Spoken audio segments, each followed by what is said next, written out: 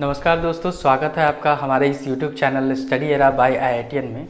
आज हम लोग एक नया कोर्स लेकर आ रहे हैं। हालांकि जो बीएड का जो कोर्स है जो 2 इयर्स का है वो ऑलरेडी एग्ज़ाम उसका कंप्लीट हो चुका है।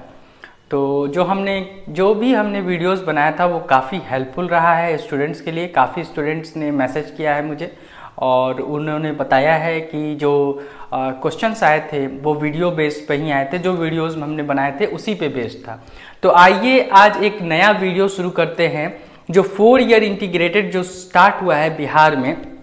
ठीक है, बिहार में जो इंटीग्रेटेड कोर्स जो बीएड का होने वाला है, इसमें आपको ग्रेजुएशन भी हो जाएगा और साथ ही साथ बीएड भी कर सकते हैं। तो ये जो होगा वो BA, BEd and BSc BEd के लिए है। मतलब 4 इयर्स में ही आपका ग्रेजुएशन प्लस बीएड दोनों हो जाएगा।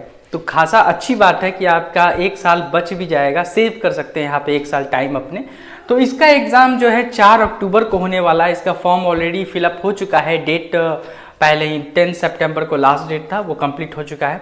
तो आइए हम लोग उसके बारे में थोड़ा डिस्कस कर लेते हैं कि क्या क्या सिलेबस है। मैंने सिलेबस को, कंप्लीट सिलेबस को देखा है और ये जो सिलेबस है ये आपका एग्ज़ाम लेने वाली है ललित नारायण मिथिला यूनिवर्सिटी जो दरभंगा में है।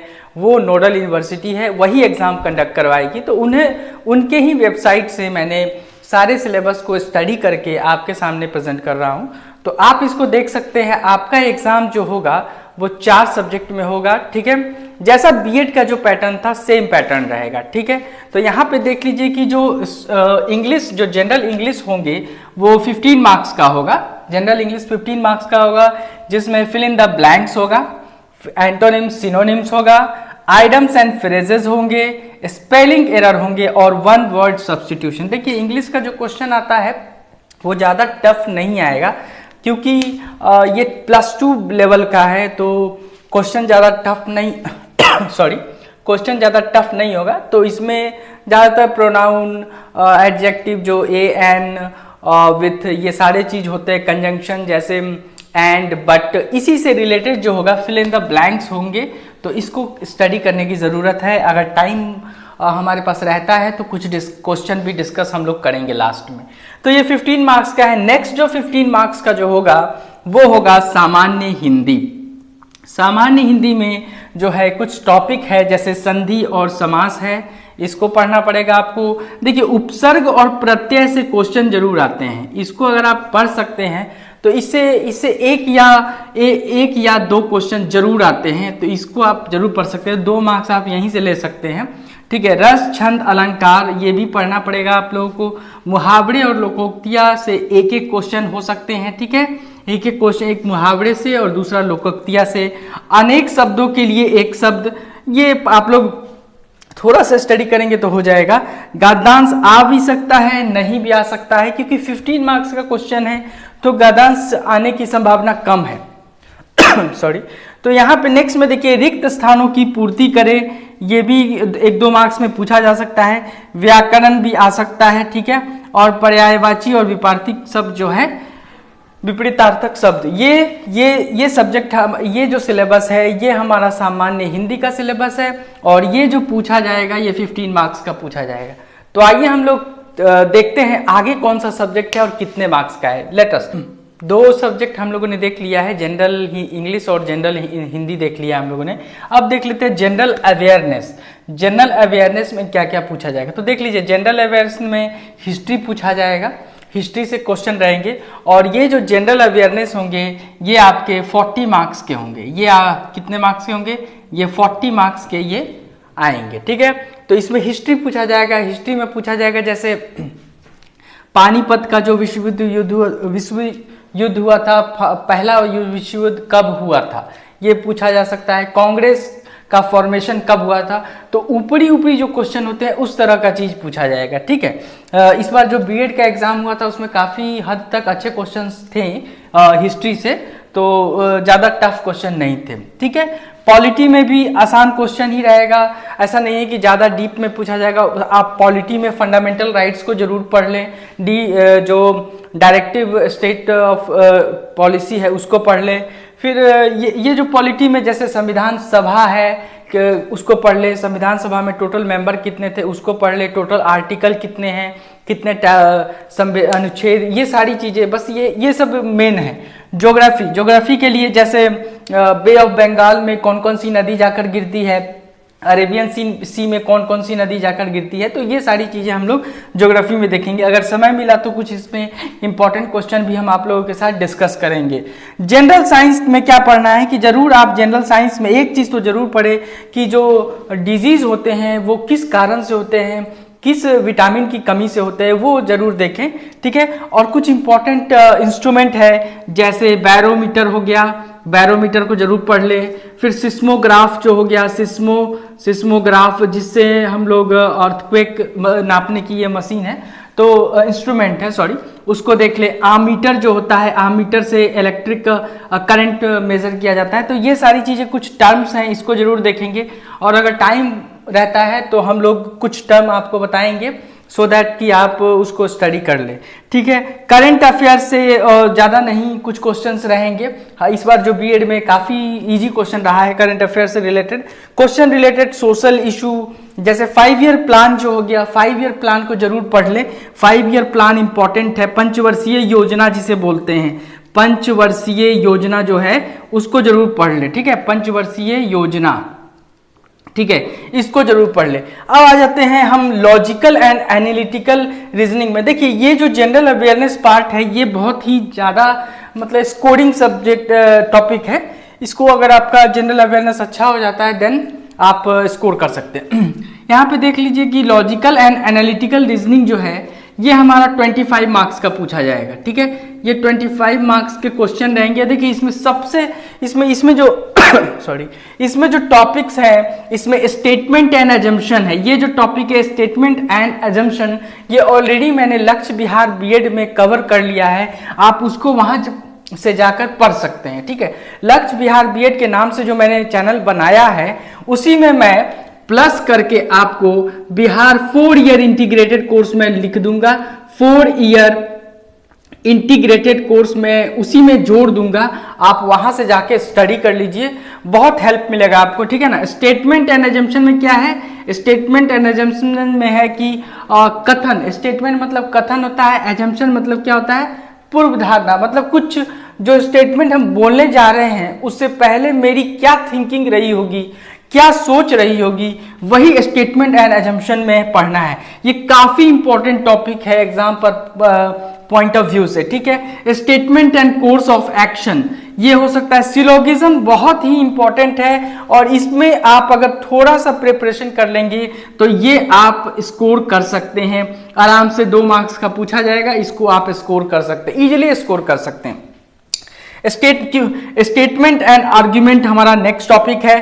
फिर स्टेटमेंट एंड कंक्लूजन है, असर्शन एंड रीजन है, डिराइविंग कंक्लूजन है, सिचुएशन रिएक्शन टेस्ट है, पंच लाइन्स होगा, एनालिटिकल रीजनिंग है, कॉज एंड इफेक्ट है। देखिए एनालिटिकल रीजनिंग जो है और कॉज एंड इफेक्ट काफी इंपॉर्टेंट टॉपिक है, इससे क्वेश्चन रहेंगे ही रहेंगे। एनालिटिकल रीजनिंग में आपका जो है ये सीटिंग अरेंजमेंट से क्वेश्चन हो सकता है, तो सीटिंग अरेंजमेंट से जो क्वेश्चन होगा ये इतना इंपॉर्टेंट टॉपिक है, सीटिंग अरेंजमेंट। और पजल भी इंपॉर्टेंट टॉपिक है। हालांकि ये जो सीटिंग अरेंजमेंट है एंड पजल है ये काफी ज्यादा टफ नहीं होगा। तो सीटिंग अरेंजमेंट आप समझ लीजिए कि सीटिंग अरेंजमेंट से लगभग 3 to 4 क्वेश्चन हम लोग ले सकते हैं और पजल से भी आपको एटलीस्ट 4 क्वेश्चन तो आ ही जाएंगे। तो अगर आप देखें तो अगर 3-4 टॉपिक पढ़ लेते हैं तो इजीली आप 10 स्कोर कर जाते हैं, ठीक है। थोड़ा सिंसियरली पढ़ लेंगे तो आराम से आप 18 to 20 मार्क्स यहां से ले सकते हैं, ठीक है। तो ये लॉजिकल एंड एनालिटिकल रीजनिंग का ये सिलेबस था। आइए हम लोग आगे देख लेते हैं, जो लास्ट हमारा टॉपिक है, जो लास्ट सब्जेक्ट है उसके बारे में जान लेते हैं। आइए अब हम लोग देख लेते हैं teaching learning environment in school जो टॉपिक है, इसमें क्या क्या सिलेबस है, किस तरह के क्वेश्चन पूछे जाएंगे उसको देख लेते हैं। तो देखिए सबसे पहले तो ये जान लीजिए कि ये 25 मार्क्स का पूछा जाएगा।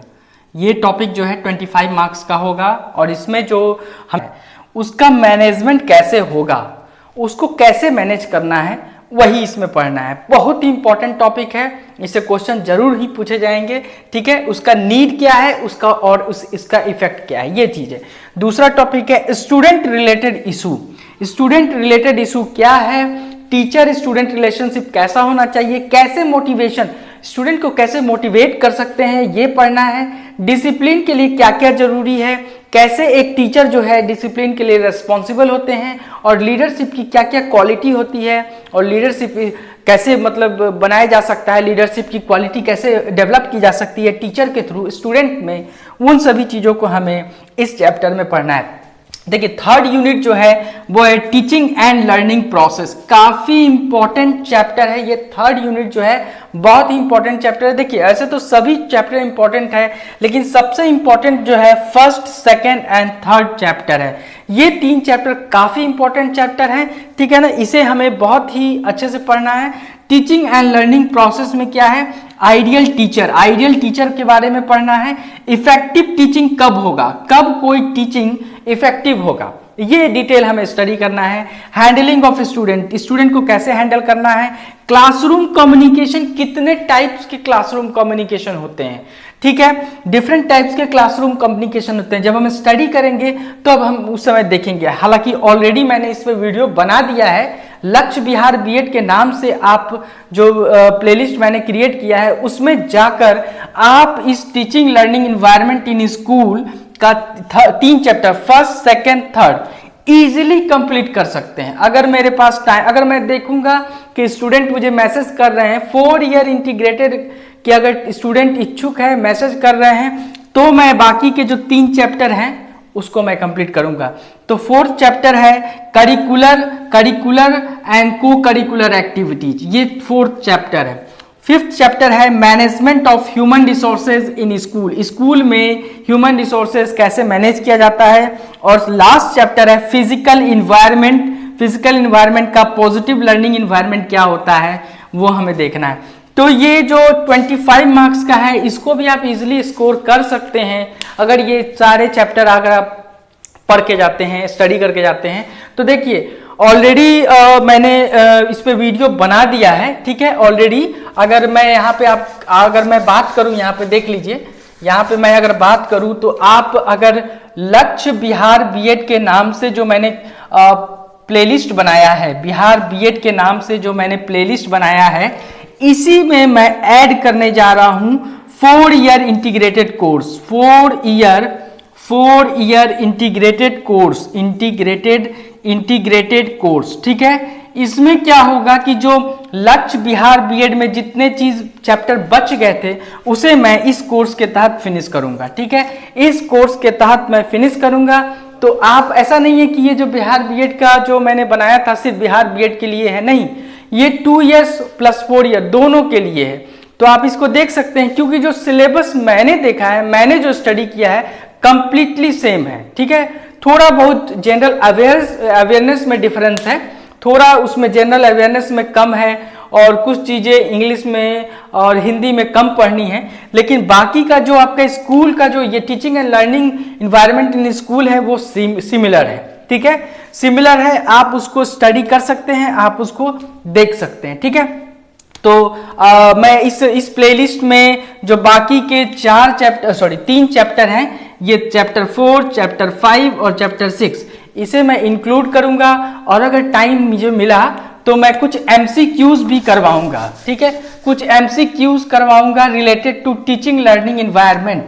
आई विल सी कि आप लोग अगर मैसेज करते हैं मुझे, अगर आपको वाकई में वीडियोस चाहिए, देन हम लोग बनाएंगे videos, study era by IITian videos बनाएंगे, ठीक है।